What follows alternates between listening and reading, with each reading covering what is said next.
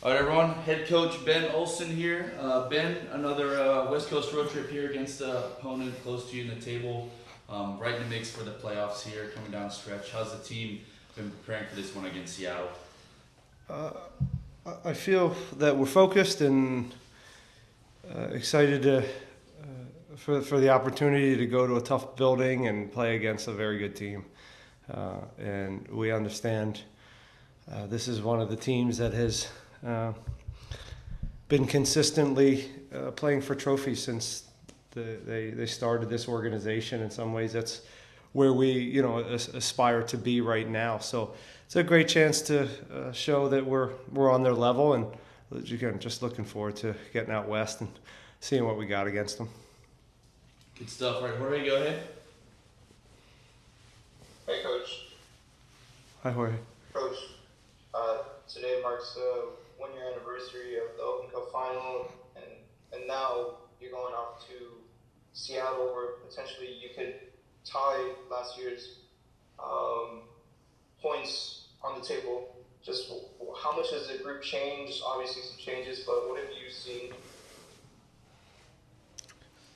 Um, yeah, well, the difference I think now is than last year at this time is I think expectations have changed a little bit, and we want more, and we want to. I think we're even more clear of who we are, and again, as I keep saying over and over, like what makes us good and when we kind of falter, and so it's just still hammering home some of those details to the players and reminding the staff, or pushing the staff right now to get better at this point in the year, because there's certainly still a lot to be desired with our group when we dissect it, and there's more to grow, and that's what it's going to take for us to again get into the playoffs and make a run at this thing. So that's where our focus is. The Open Cup, I didn't watch the game; it was too late for me.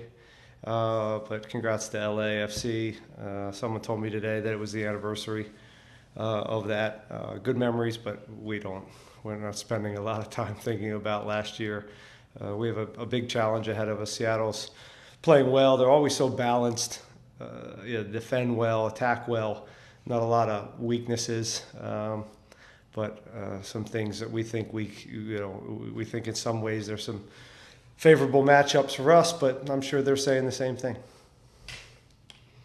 Along with that, your second year in the club.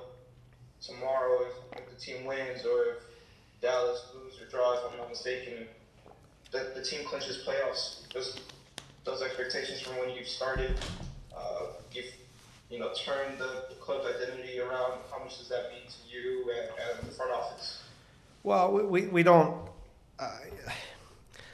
I spent 10 years at DC United where it was never you never processed in the moment. It's not a job to do that.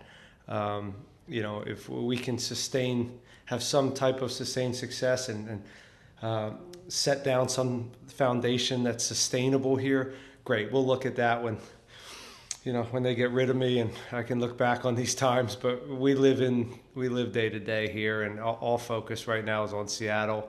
I'm proud of the guys for the year they've put in so far, but again, it just looking backwards right now is very, very difficult because there's so much ahead. And it starts with trying to get some points here and getting ourselves in the postseason and trying to move up. And then lastly for me, Coach, just any available status over Hector Herrera? He was on the field today, so that's a good sign.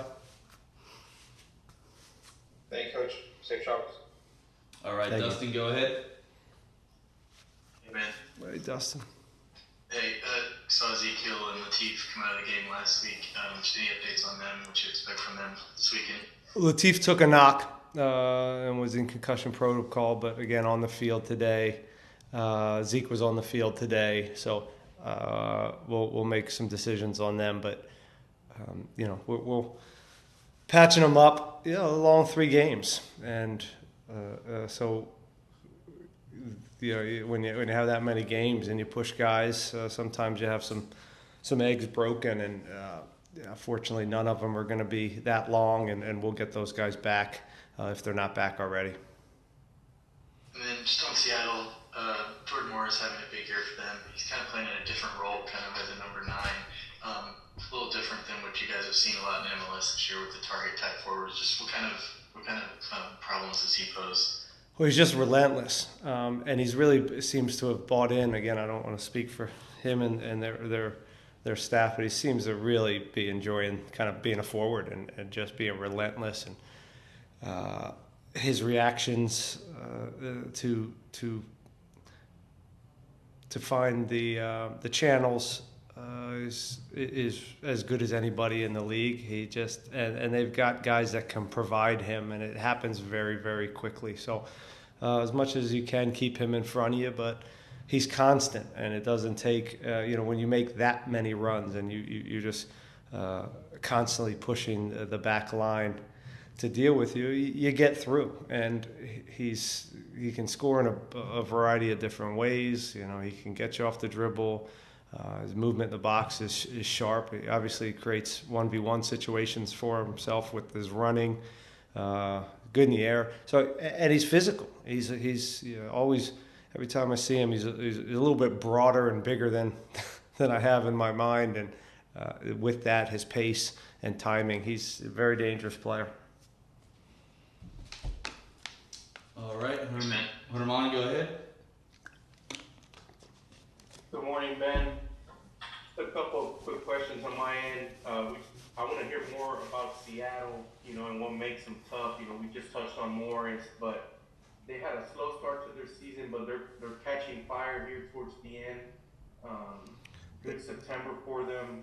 Just want to hear more about what you scouted on Seattle. Well, first off, they have an experienced coach, so he understands you don't win the league in the first month or two, and I think he's patient in that way. And they seem to be a team that starts to sizzle more as the league goes on. So that's nobody's surprised at that.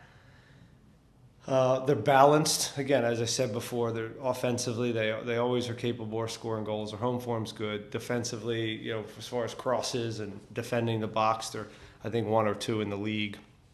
Big bodies. And they can hit you in transition, but they also can play. So again, I keep going back to the word balance for a team like Seattle. Experienced, they have, seem to always have the right pieces in play, and I got a lot of respect for what they've done since they've come into the league, and of course Brian and their staff, they've done a great job. So it's a tough place to play. The turf, great crowd. It's one we need to embrace. It's a challenge like last week of a place we haven't won. So something to, if you need any more motivation for a game like this, there's some more of it. Perfect. And the last one, our listeners are curious about the integration about Junior Moreno. Has he trained with the team? How's he looking?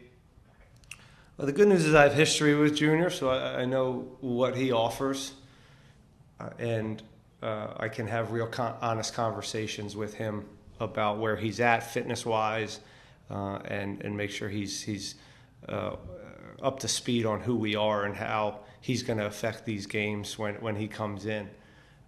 But he's exactly who he is. He's a pro. He's early 30s, so he's been around the block. He's got a lot of games. He had an interesting journey to Saudi Arabia, which is, again, I think you can grow from those experiences and maybe appreciate the MLS and what's going on here. And he's just happy to be a part of this and wants to contribute in some way. And I think that's that where he's at in his career. And then we'll evaluate after the season what's next. But this is just a good opportunity for him and us to take a look at him and in our culture and see how he can fit in. Thank you, man. Best of luck Okay, tomorrow. thanks. All right, Rudy, go ahead. Hey, Coach. Hi, Rudy. Hey, you mentioned it a little bit, the mentality, you mentioned about this team not winning in Seattle. You guys did that for the first time in Austin, and, carrying it on, just the mentality. What is the mentality of the team, kind of breaking those bad streaks, and possibly, if a team can do it, it would be this one, to do it in Seattle? Yeah, it's going to have to be a close to perfect game, and I think we understand that. We're going to have to be resilient. We're going to have to defend the box at times, but we also have to be brave and be ourselves, and connect passes and have long stretches with the ball, and so they aren't able to bring the crowd into it and have as many attacks as they have historically at home. So there's a bunch of different challenges to this one. But again, this team, they look forward to these. The ones where people count us out are the ones that are, I think, our group relishes, and hopefully we'll be at our best, and we'll need to be if we're going to get something out of this game. And the last one for me, Coach. Obviously, we saw the letter that was posted from you on social medias and whatnot. But just this team is being so close to clinching the playoffs and playing very well or very good soccer. What is that? The importance of having the fans show up for the last two home games in the final stretch, because again, it's not set in stone that you guys are in the playoff yet. Yeah, let's be clear, and there's nothing given or set in stone. But letters of thank you to the people that have showed up this year and supported us and been behind us. And with that, we're asking for more, and we want more people in the stands to give us even more of a home field advantage. And at times we've let them down this year at home, but again, what I love about this group is they'll give these fans everything they have, and they're very selfless, and they're going to give, and they feel a responsibility to this club to kind of restart it and really build that foundation that we keep talking about. So that and that's success, but it's also sustaining it and being in the postseason. So that's our challenge. And again, the more we can put in the building, the better for us. It's selfish, really. It's selfish. I want people to show up so they can help us win.